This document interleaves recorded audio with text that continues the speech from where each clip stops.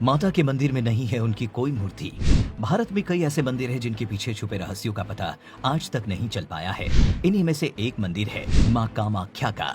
जी हाँ, एक ऐसा मंदिर जहां माता सती की पूजा योनि के रूप में की जाती है। शास्त्रों की माने तो कामाख्या मंदिर सभी शक्ति पीठों का महापीठ है, लेकिन फिर भी आपको यहाँ पर माता की कोई मूर्ति नहीं मिलेगी। इस मंदिर में माता की योनि की पूजा की जाती है। यहाँ पर आपको एक कुंड सा देखने को मिलेगा जो कि हमेशा फूलों से ढका रहता है। उस कुंड से हमेशा जल निकलता रहता है, लेकिन वो जल कहाँ से और कैसे आता है, इस रहस्य से आज तक पर्दा नहीं उठ पाया है। कपड़े का बदल जाता है रंग। कामाख्या मंदिर में जब देवी को मासिक धर्म शुरू होने वाला होता है, तब मंदिर के पुजारी एक सफेद रंग के कपड़े को वहां बिछा देते हैं और फिर उस मंदिर को 3 दिन के लिए बंद कर दिया जाता है। जब 3 दिन बाद मंदिर के पट खोले जाते हैं तो वो सफेद रंग का कपड़ा लाल रंग में बदल चुका होता है और इस कपड़े को अम्बुवाची वस्त्र कहा जाता है। इतना ही नहीं, उस वस्त्र को भक्तों में प्रसाद के तौर पर बांटा जाता है। नदी का जल हो जाता है लाल। माना जाता है कि मंदिर के पास से बहने वाली ब्रह्मपुत्र नदी का जल हर साल जून के महीने में 3 दिनों के लिए अपने आप लाल हो जाता है। ये कैसे होता है इसका पता किसी को भी नहीं है, लेकिन कहा जाता है कि हर साल जून के महीने में देवी अपने मासिक चक्र में होती है, इसीलिए ब्रह्मपुत्र नदी का जल उन 3 दिनों के लिए लाल हो जाता है। बता दें, वो 3 दिन मंदिर को बंद कर दिया जाता है और किसी भी भक्त को देवी दर्शन नहीं करने दिया जाता है। तंत्र मंत्र साधना के लिए प्रसिद्ध है मंदिर। मां कामाख्या के इस पवित्र मंदिर में तंत्र मंत्र की साधना का बड़ा महत्व है। माना जाता है कि यहाँ ऐसे ऐसे सिद्ध तांत्रिक और अघोरी रहते हैं जो अपनी साधना से किसी की भी किस्मत बदल सकते हैं। यहाँ के तांत्रिकों में बुरी शक्तियों को दूर भगाने की विद्या बहुत अच्छे से आती है, लेकिन ये अपनी शक्तियों को बहुत सोच समझकर इस्तेमाल करते हैं। यही कारण है कि लोग शादी, बच्चे, धन और भी कई तरह की इच्छाओं को पूरा करने के लिए कामाख्या मंदिर में दर्शन के लिए आते हैं।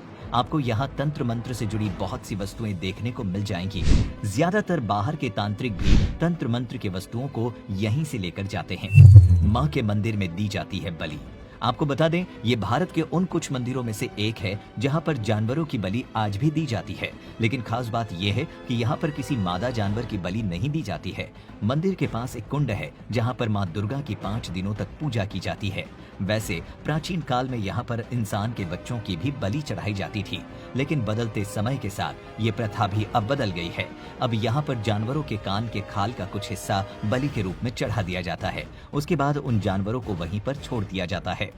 अब हम आपको कामाख्या मंदिर के इतिहास से जुड़ी एक रोचक कथा सुनाते हैं।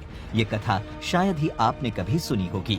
मंदिर का इतिहास काफी पुराना है और इसका सीधा संबंध हमारे पुराणों में मिलता है।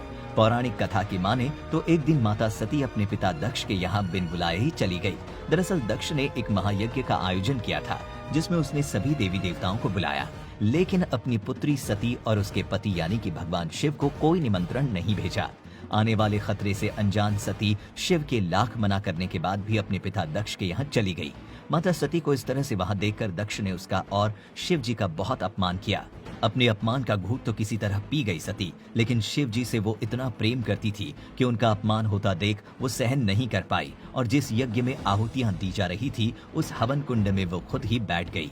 भगवान शंकर को जब इस घटना का पता चला तो वो तुरंत सती को देखने दक्ष के यहाँ पहुँच गए। सती को जलता देख उनके क्रोध की कोई सीमा ही न रही। उनके क्रोध की अग्नि ने दक्ष को मृत्यु के घाट उतार दिया। इसके बाद वो सती को उठाकर कैलाश पर्वत की ओर निकल पड़े।